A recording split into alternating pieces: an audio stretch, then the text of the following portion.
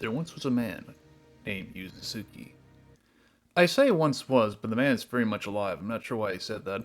But Suzuki made a name for himself after joining Sega in the 80s as a director, programmer, designer, and producer for many Sega titles, with many of them being arcade games like Outrun and Virtua Fighter. But in the early 90s, Suzuki wanted to create something longer, more grander than the simple arcade games he worked on. A multi-part epic that will last decades. A story-driven RPG.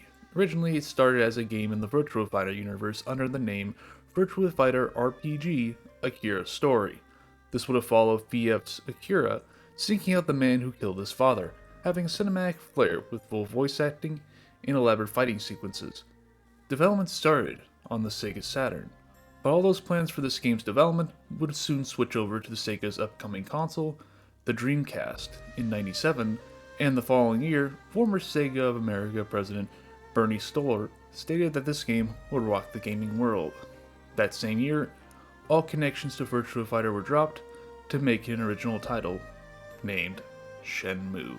I know that was a lot of setup, but I had to emphasize how important Shenmue was to Sega at the time, considering it a killer app for the system, and a reason for anyone to buy a Dreamcast.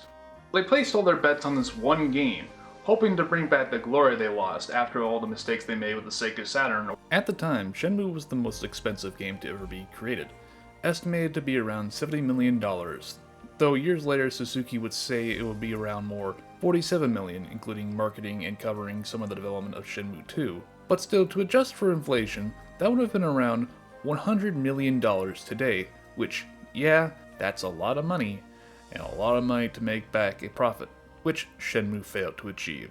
It was considered a major financial failure, being one of the contributing factors that led to Sega leaving the console scene, but Shenmue itself would go down to be considered one of the greatest games of all time by many, along with its sequel.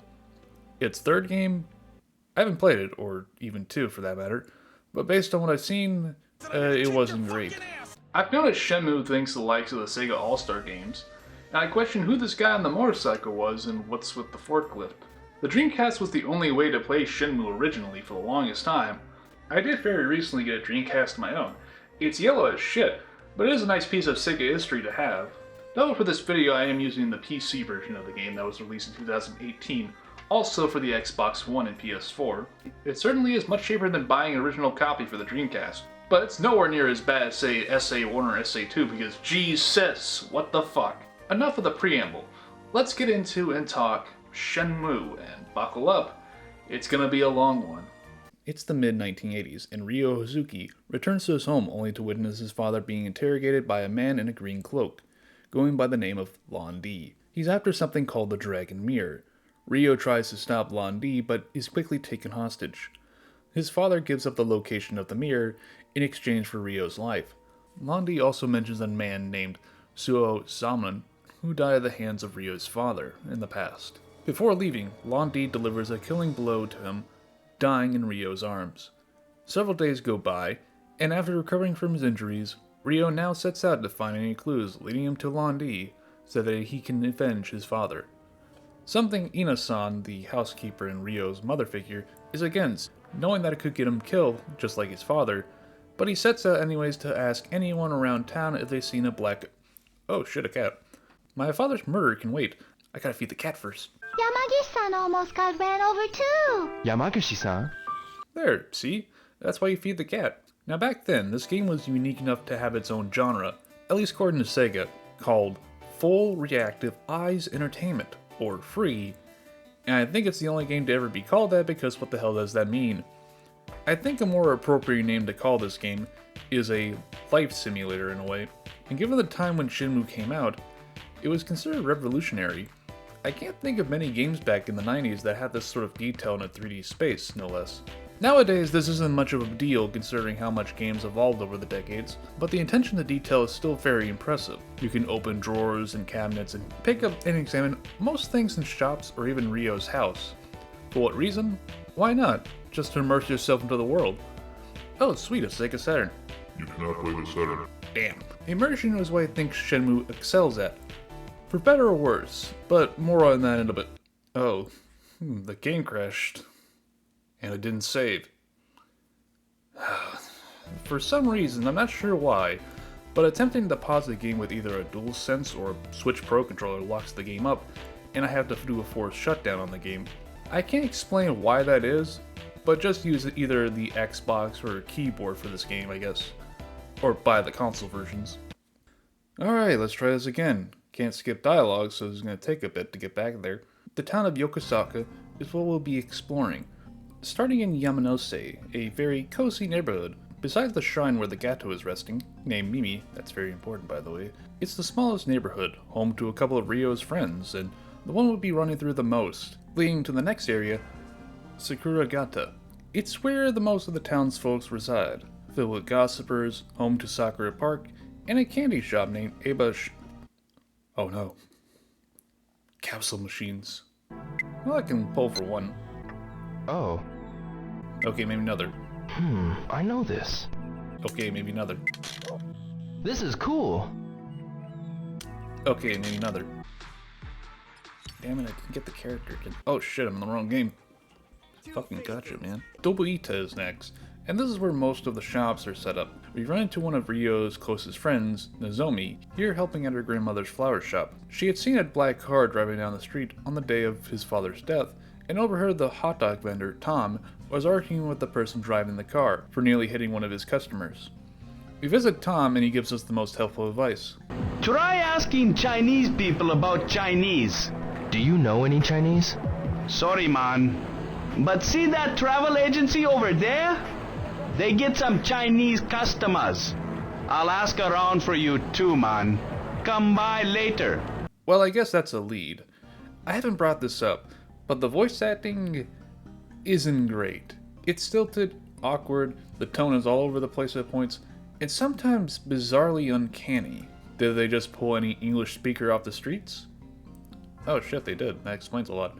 I mean, sometimes I do find it charming and endearing in a way, and again, it's impressive that everyone in this game is fully voiced. Voice acting in games wasn't as common as it would be later on, so having everyone being fully voiced, and to give each NPC a unique voice, is commendable. The best way to look at it is like an old school kung fu movie dub, where it's both bad and cheesy, but adds to it in a meta way, you can say. Ryo is led to a Chinese shop where he learns from the owner about the three blades, folks from China who specialize in barbering, cooking, and tailoring that are closely knitted with one another, and most likely know who Ryo is after. Well, we do have our information in a...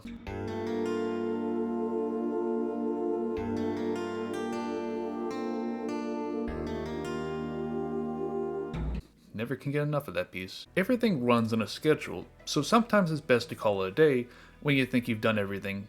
Go to bed, wake up, get our 500 yen allowance for the day, and... Ah! Yo, watch out! This is why you don't play in the street, kids. But yes, this is where we're introduced to quick time events, and you can thank Shenmue for coining the term.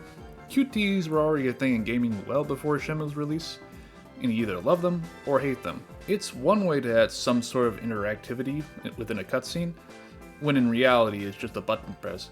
QTEs in Shenmue aren't as bad as, say, other games, given the consequence of failure is just simply restarting the cutscene, and the frequency of them isn't too high to be annoying, even if they're sometimes a little goofy. Ryo eventually finds another lead that involves the Chinese Mafia and their base of operations at the harbor. But now we must find some sailors who could potentially know any more about it. The sailors often hang out at bars at night, so we have to wait till then. Let's gamble to pass the time.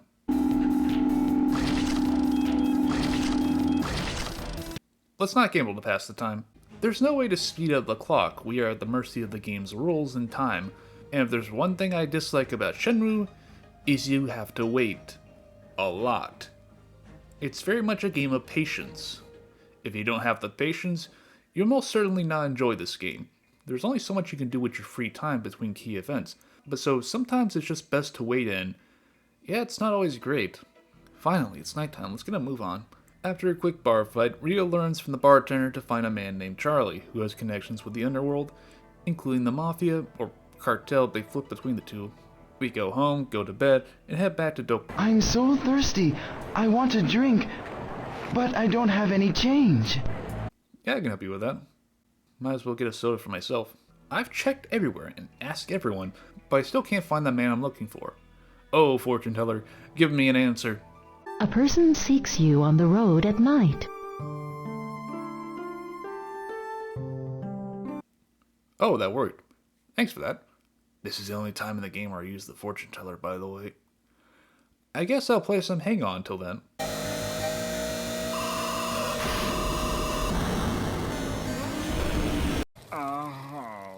Finally, we find this one dude and he offers to take us to Charlie, and of course, it's a trap. Oh, holy shit, actual combat. There'll be times when Ryo is thrown into a battle, and as for the combat system itself, it's Virtua Fighter. Just straight up Virtua Fighter. Makes sense given this was meant to be in the Virtua Fighter universe, but I have one problem with it. I suck at Virtua Fighter, fighting games in general for that matter, but VF is one series I have little experience with. Thankfully, there's plenty of times where you can train outside in the parking lot to learn some special moves and combos, or at least attempt to learn them with my goldfish memory. Ryo interrogates one of the men to learn that Charlie goes to a tattoo parlor somewhere in town. Well, we find the parlor, but it's closed till 2. Well, I guess we'll have to wait again. Oh yeah, I completely forgot about the anime series. It was only released a couple years ago, too. Since we're waiting, I'll watch a couple episodes real quick. You know what? That's actually pretty good. I only watched up until the end of Shenmue once, so I still haven't played 2, and...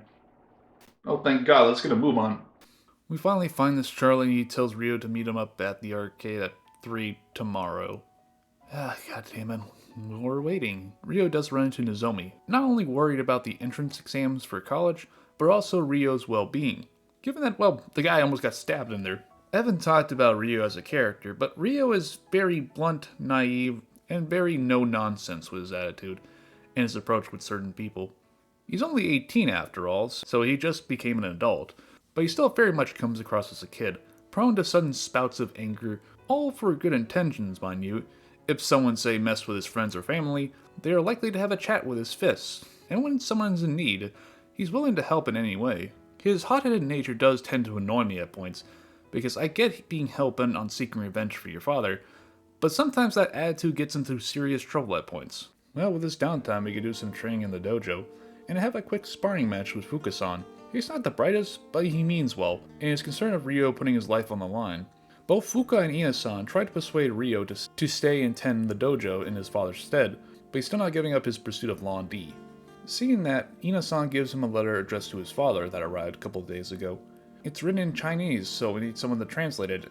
Well, I guess What's wrong? Now what? A man with sunglasses took my soccer ball. Oh, that motherfucking Charlie again. Square down, ass, so let's go. The one thing I don't like about the combat in Shenmue is its lock-on system. You'll just randomly lock on to whoever Ryo decides, making targeting certain enemies harder than it should be. There's no manual lock-on like, say, a different Sega series. With a nicely timed soccer ball, Ryo fends off the attackers and saves the child. Conveniently, the child is Chinese, and later tells Ryo to talk to his grandmother about the letter. First, let's get some stuff from the convenience store. Not sure what some of these things in the shop are meant to be used for, like the chocolate or caramel. Never knew what they were meant for. Also, Ryo seemingly can't hold on to multiple items at once, meaning having to ring up the cashier for each item individually. That gets a bit annoying, but we're never really in this shop for too long. The letter is a warning to Ryo's father about those who are in pursuit of the mirror and to contact Master Chen for his aid. A little too late for that, I'm afraid. Followed by a series of phrases and a phone number. Finally, we're getting somewhere. After giving the number a call, Ryo is instructed to head to warehouse number 8, located at the harbor. After dealing with some bullies and giving the hobo a can of coffee in exchange for a map, we finally find the warehouse, but not the right warehouse, as it's the old warehouse number 8 we're after. The guy on the other end really should have been more specific. And of course, it won't be that easy as it's heavily guarded. We need to sneak in when the sun sets, so you know what that means. Darts! No good. Man, I suck at darts.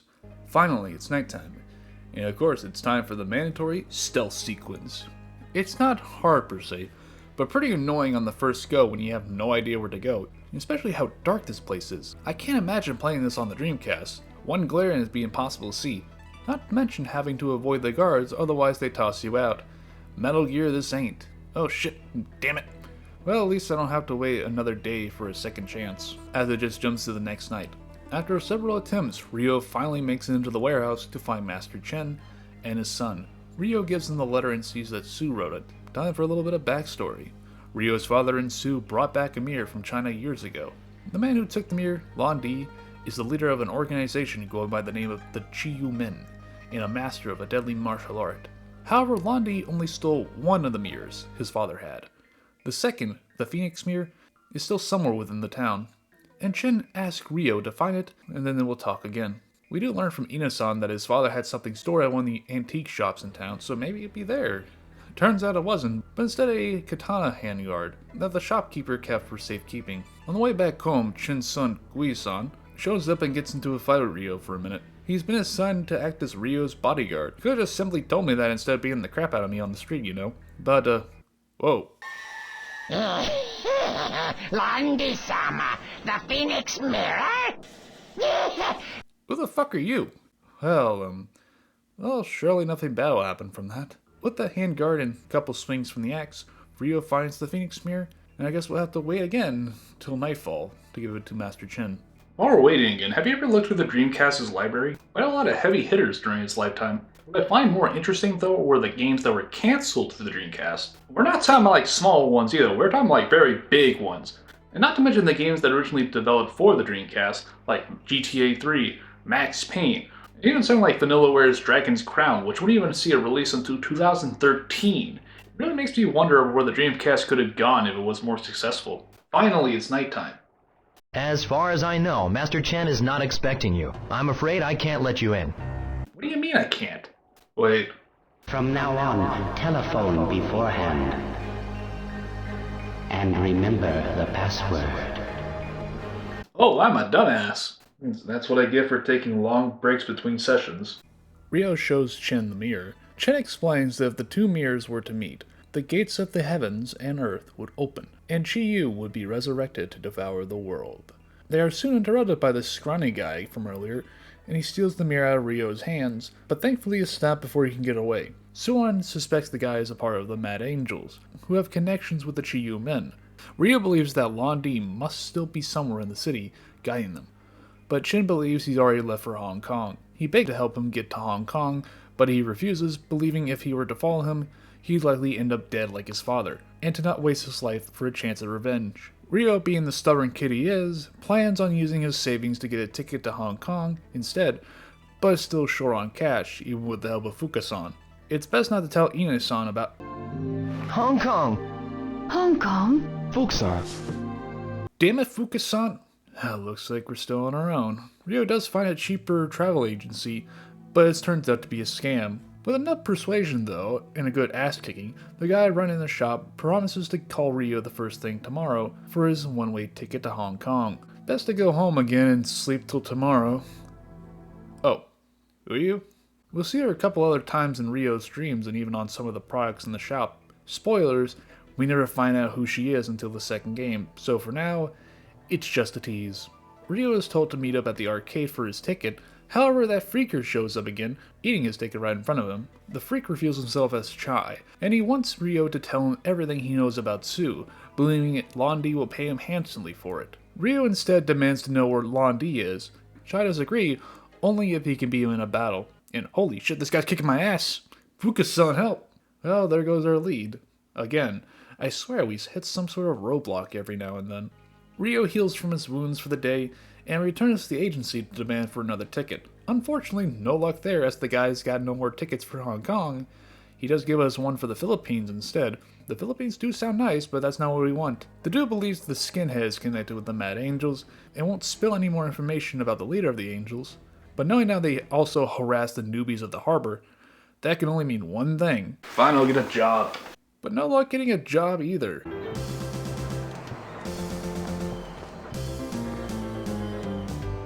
Yo, dude! Oh yeah, this guy. We kicked his ass earlier. This is Goro, and he may as well be the best character in this game. I love Goro. He's just a goofy, if dumb, dude rocking that Josuke pompadour, though he's more like Yokoasu from Part 4. Goro helps to find a job for Ryo at the harbor, though actually it was Mai, a classmate of Ryo's, who found the job instead. Now we have a job. And what does that entail? Forklift driving. With some training from Mark. I also like Mark, he's a pretty chill dude. This is where Shenmue becomes Forklift Simulator 1987. It's just picking up crates, putting them down, and repeating ad nauseum for the rest of the day. But Mark, after work, asked Rio to come to the harbor at 9 in the morning. Let's get some sliced fish for Mimi. I haven't fed her this yet. And, well, where's Mimi? Where'd she go? She's not here anymore. What happened to the ghetto? Apparently, I missed a timed event where Mimi was adopted by that little girl in the beginning, and I had no idea that was a thing. There are a few events like that where you can easily miss them if you're not at the right place at the right time. Otherwise, you ain't seeing them unless you look them up on YouTube. I mean, great for Mimi, but now I have this sliced fish I can't use and it will stink up in my inventory forever. Oh well, let's just rest up for the first day of work and... Oh, what?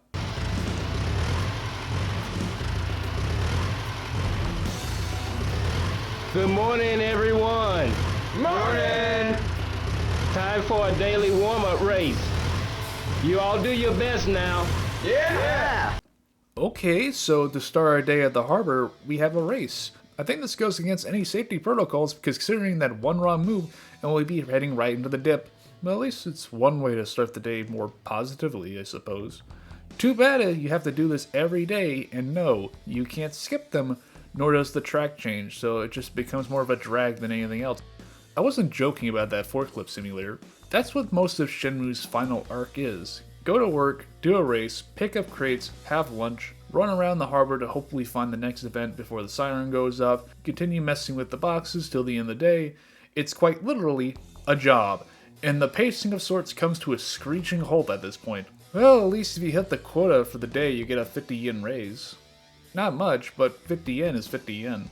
The Mad Angels start to appear more often, harassing Rio and his co-workers, with Rio usually giving them a kick in the ass, like Mark here after his lunch gets tossed into the ocean. You don't mess with a man's lunch. Rio can also learn some new moves from Gura-san and the hobo from earlier, Shozo, if you figure out how to perform them anyways. I like that they tried to incorporate Rio learning these moves naturally, but I also feel like it couldn't hurt to also have that command on screen. For the life of me, I couldn't figure out how to do some of these on my own until I looked them up. One other thing that entirely was on me though, is that when Rio attains scrolls for new moves, you have to actually physically read the scrolls themselves, which I didn't realize you could till quite literally at the end of the game. So that was on me. You can still perform them if you know them offhand, but that was quite a slap on the forehead moment for me. Every other day, the Mad Angels would continue to give Rio trouble, and you would think they would stop fucking with the guy who keeps kicking their ass repeatedly. Oh, it's those same guys who were with Charlie. And I guess they're with the Mad Angels too. We do learn from Mark the reason why the Mad Angels have been targeting him, because they killed his brother for leaking their plans, and believe he's a spy for Chen. Plans involve a black market deal with the Chinese cartel. Alright, another day, another dollar. Or yen in this case. Oh, Nozomi. A little group photo. Let's take the one on the right. I'm going to Canada. Oh, no, wait, the symbolism. No, great. That's not what I wanted Nozomi to be reminded of. Oh, great, Charlie's back. After beating Charlie's ass again, Rio learns from him that a big-shot Chinese man in a green robe, he's about ready to leave for a ship offshore. That confirms Lon D is still here, but we still need some more info. More time passes till Mark informs Rio about Long Sha. That's supposedly going down soon. More days go by and Goro announces that he's getting married to Mai, and promises to support her in any way. Good for Goro. Happy for them. Back to more work. Oh, these two again. Oh no you don't. Get your ass back here. We finally learn what the Angel's boss's name is. Terry. Hope it's not that Terry.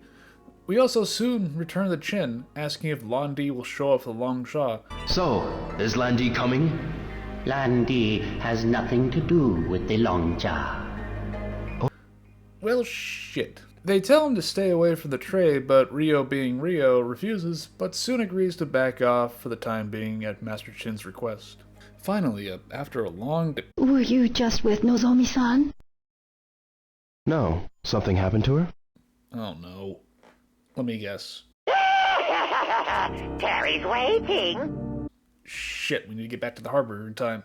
But the buses ain't running. Wait. That bike from the beginning. Can I use your motorcycle? My motorcycle? Sure. Oh, thank you, good sir. Don't drive too fast. I won't. Later.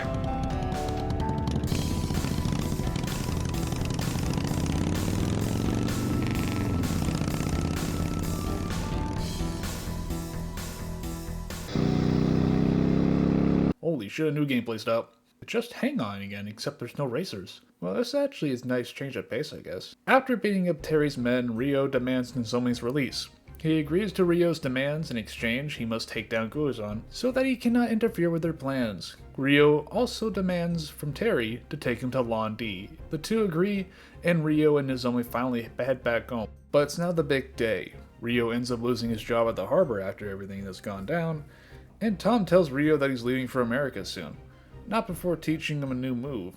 See you later, Tom. Hope to see you again soon. Night falls, Ryo and Guozan face off, but the two reconcile and fight Terry and his goons, in what is the greatest challenge of this game, because we have to fight off waves of goons, including Terry's best, and if Ryo ends up kicking the bucket, it's back to the start of the battle. You best have trained for this very moment, otherwise you'll be quite literally in hell. Thankfully this time around only took 2 attempts.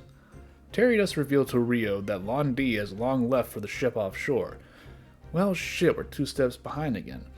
Guozan does offer to ask his father if there's any way for Ryo to follow Lon D, and it's a one-way ticket to Hong Kong. After everything that has happened, Ryo leaves home for good, saying goodbye to Fukasan and everyone else. On Christmas Day, no less. Taking one last stroll downtown, Ryo is finally ready to leave for Hong Kong, with Guozan by his side and... Guozan! Behind you!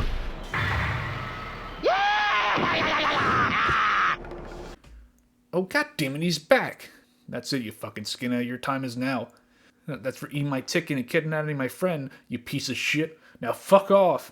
Guozan, however, is too injured to accompany Ryo, so he's on his own now. With one last piece of info from Chen, Ryo sets off for Hong Kong. Not before a flashback to the night before, where Nozomi tells Ryo that she's moving to Canada, and will likely be the last time we ever see them. Giving one last gift to him, Ryo sets forth. Where he'll go, and what will happen, is up to him. And thus begins his saga.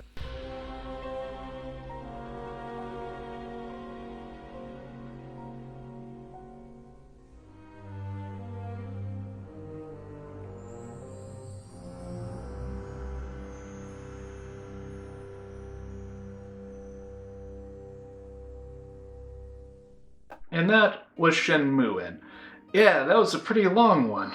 And looking at just Shenmue 1's story, it's not a complete one. Lon D is still running about, and we are nowhere near close to our goals. It feels like one overly long beginning to a story, a 15-hour one at that. It doesn't help either that Shenmue's pacing is just as slow as Continental Drift, with the way it handles progression. The entire harbor section is my least favorite part of the game, where it becomes just a repetitive slog just to find the next events. This game will test your patience, and if you're not a patient sort, I don't think you're gonna like Shenmue, like I stated earlier. But to me, Shenmue is the definition of a slow burner. If you stick with it, then you would find a unique game I say hasn't been replicated even to this day. That's not to say it's a masterpiece, no, this game has definitely aged. If this game did interest you, then I say go for it. It's certainly way more accessible nowadays, with the HD release. Not to mention it goes for dirt cheap on sale. Maybe then you'll find something you can enjoy. Shenmue will definitely be a game not for everyone, but I can see why now it's considered one of the greatest. Now don't expect me to go into Shenmue 2 right away because, god, this was a long video to make. I've been holding on to this project for months, and this is not even the longest one I have planned for this year. What will that be? You just have to wait and see. But for now, I've been SonicMan, and I thank you for watching. Have a good day, or night, or whatever, and take care.